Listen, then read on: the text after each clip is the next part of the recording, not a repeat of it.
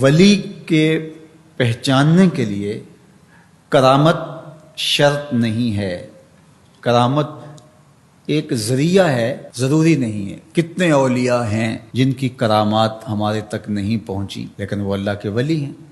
سب سے بڑے ولی اس امت کے صحابہ تھے، ان میں سے کتنے کی کرامات ہمارے پاس پہنچی ہیں لیکن ہم انہیں اللہ کا ولی مانتے ہیں۔ تو یہ کوئی شرط نہیں ہے، شرط ایمان اور تقوی ہے، اور باقی احادیث میں مختلف ان کی علامتیں بتائی گئی ہیں۔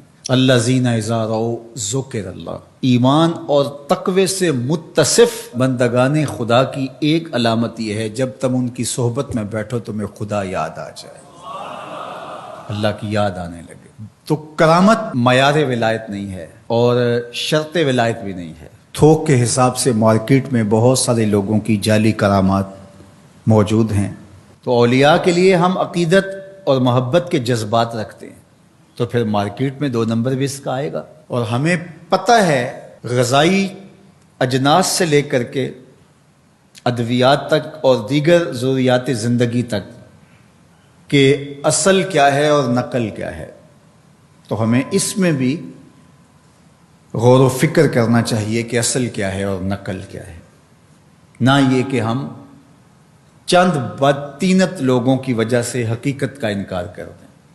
تو آج بھی کچھ لوگ ہیں جو کہتے ہیں جی چھوڑو، ہم نہیں مانتے کرامتوں شرامتوں کو، اس طرح کے لفظ بولتے ہیں، جبکہ کرامت کا من حیث الکرامت انکار کفر ہے۔ اگر کوئی کہے میں کرامت کو ہی نہیں مانتا تو یہ کفر ہے۔ وہ کرامتیں جن کا بیان قرآن مجید میں موجود ہے، جس طرح آصف بن برخیہ کا تخت بلقیس لانا، حضرت مریم سلام اللہ علیہا کے حجرے میں بے موسم پھلوں کا آنا، اصحاب کہف کا 300 سے زائد سال کا عرصہ سوئے رہنا کھائے پیے بغیر، اور رب ان کی کروٹیں بھی بدلتا رہا، یہ قرآن میں مذکور ہے۔ تو اس کا انکار بھی کفر ہے، قرآن کا انکار لازم آتا ہے۔